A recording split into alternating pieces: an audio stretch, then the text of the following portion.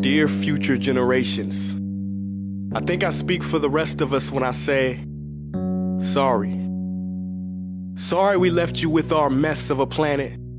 Sorry that we were too caught up in our own doings to do something. Sorry we listened to people who made excuses to do nothing. I hope you forgive us. We just didn't realize how special the earth was. Like a marriage gone wrong, we didn't know what we had until it was gone. For example, I'm guessing you probably know it as the Amazon desert, right? Well, believe it or not, it was once called the Amazon rainforest, and there were billions of trees there, all of them gorgeous. And oh, you don't know much about trees, do you?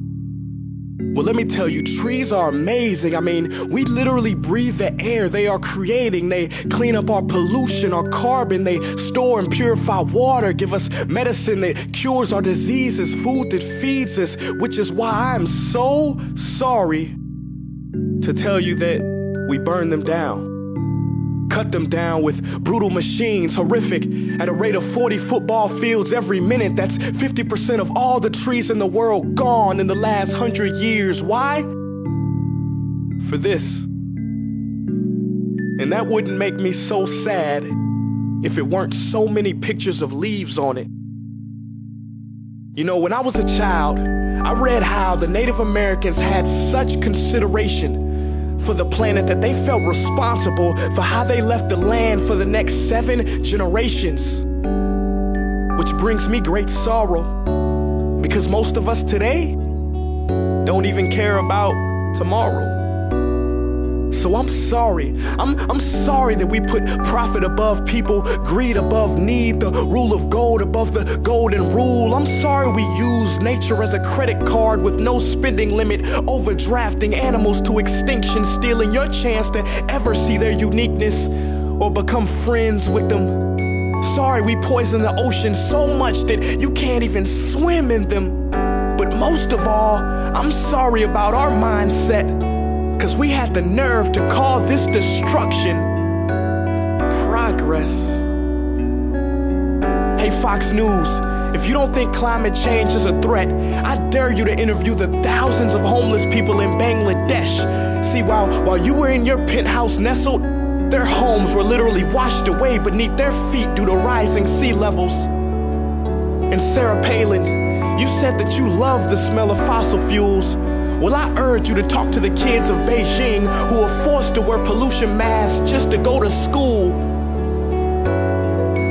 See, you can ignore this, but the thing about truth is, it can be denied, not avoided. So I'm sorry, future generations. I'm sorry that our footprint became a sinkhole and not a garden. I'm sorry that we paid so much attention to ISIS and very little to how fast the ice is melting in the Arctic. I'm sorry we doomed you, and I'm sorry we couldn't find another planet in time to move to. You know what? Cut the beat. I'm not sorry. This future, I do not accept it, because an error does not become a mistake until you refuse to correct it. We can redirect this. How?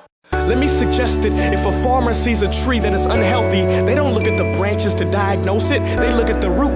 So like that farmer, we must look at the root, and not to the branches of government, not to the politicians run by corporations. We are the root, we are the foundation. This generation, it is up to us to take care of this planet. It is our only home. We must globally warm our hearts and change the climate of our souls and realize that we are not apart from nature, we are a part of nature. And to betray nature is to betray us. To save nature is to save us.